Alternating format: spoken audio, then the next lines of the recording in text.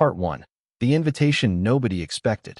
It was a gray Saturday morning when Daniel Reed, a high-powered corporate lawyer, found himself walking through a local community park, trying to clear his mind.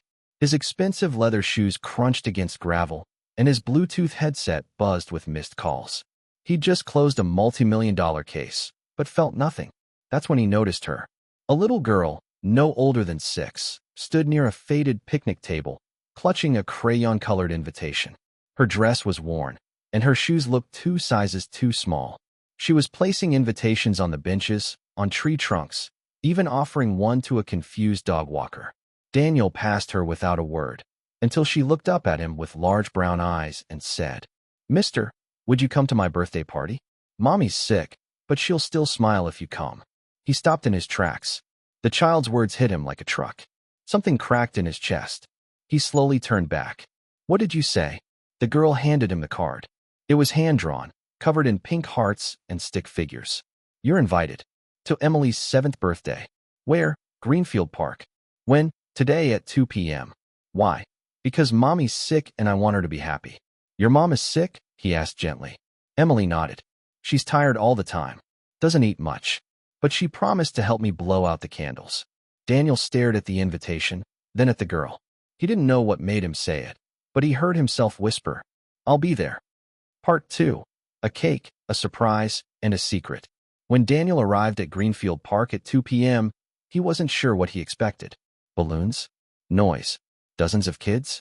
Instead, he saw a picnic table with a sagging paper tablecloth, a tiny homemade cake, and just one other guest, a teenage neighbor. Emily sat at the center, wearing a paper crown and beaming as if she were in a castle. Then Daniel saw her, Emily's mother. She was sitting on a folding chair nearby, wrapped in a coat despite the warm day. Her face was pale, her eyes sunken, but her smile? Radiant. "You came," Emily cried, running to Daniel and hugging his legs. "I told Mommy you would." Daniel bent down. "Happy birthday, princess." The mother stood up slowly. "You must be Mr. Daniel. Emily said she invited a kind man today." He looked at her closely and finally asked, "May I ask? What's wrong? Why is she?" He glanced at Emily. The mother took a deep breath. "Stage for lymphoma. Doctors say 6 months, maybe less. But I made a promise to be here for this birthday." Daniel's stomach turned.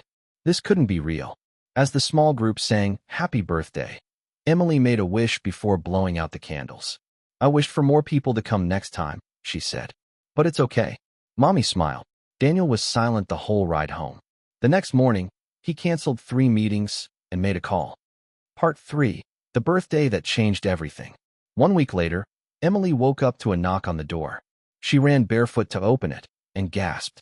Balloons, streamers, cupcakes, clowns, banners with her name. The local park had been transformed into a magical birthday land. Dozens of people were there. Daniel had invited his company's staff, local volunteers, and even hired entertainers. It wasn't Emily's real birthday, but he told everyone it was a second surprise party. Emily jumped with joy, dragging her mother to the park. Her mother cried, tears of joy and disbelief. Daniel walked over, now dressed casually, holding a small gift box. "This is for you," he said, handing the mother a sealed envelope. Inside is a medical sponsorship.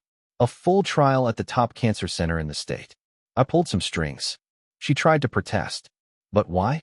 You don't even know us." He looked at Emily, who was now laughing with a group of kids. "I do now." 1 year later, Daniel sits beside a healthy-looking woman and a joyful Emily. The girl hugs him tightly. "You were right," Mommy smiled. And now she laughs too. He smiles back. He'd built empires, won wars in courtrooms, but nothing ever compared to the day he said yes to a little girl in the park.